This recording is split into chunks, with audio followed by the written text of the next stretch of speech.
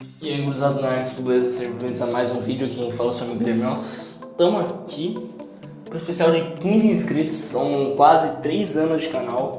Eu comecei esse canal em 27 de abril de 2018 e estou muito orgulhoso. Chegamos à marca de 15 inscritos, são 90% contas fakes da minha mãe e o resto alguns amigos, eu tenho poucos. Então eu queria agradecer a todos vocês que me apoiaram e estamos aqui com um vídeo especial que a gente vai ver alguns comentários maldosos e respondê-los. Começando com o comentário do senhor José Alexandre, que disse ruim demais no vídeo, esqueci qual, mas é provavelmente um vídeo que eu toco muito mal e realmente concordo com a crítica do senhor José Alexandre. O próximo comentário é do Skypol08, ele falou assim: velho, MH, que é Monster Hunter, daí desde o PS2, dá a utilizar uma cópia mal feita do MH, pesquisa antes.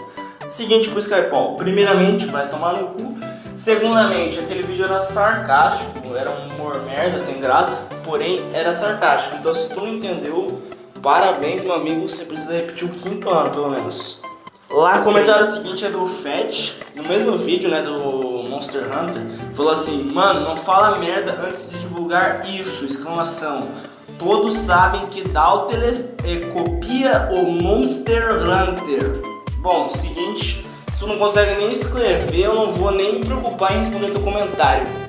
Lacrei. Samuel Campos disse o seguinte: a Moshi Moshi no Mi não devolve o ataque. O que faz isso é o hack de defesa do Katakuri. Seguinte, Samuel Campos, eu sei do que eu tô falando. Eu sou fã de One Piece de carteirinha e eu não aceito que alguém me corrija. Portanto, não vou aceitar essa crítica aí, então você é um hater. E por último, não menos importante, o melhor comentário que eu já recebi em todo o meu canal, em todo ao longo desses 3 anos, o incrível Marcos comentou no meu vídeo sobre o Flow Podcast. Não era sobre, era meio que um Tome Cook.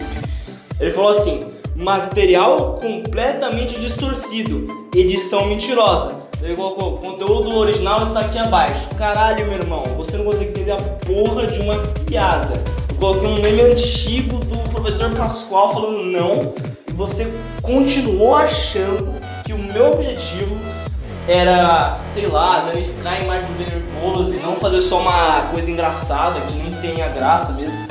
Então, pro Marcos, eu termino esse vídeo com um agradecimento falando assim: obrigado, Marcos, por todos esses comentários que você proporcionou.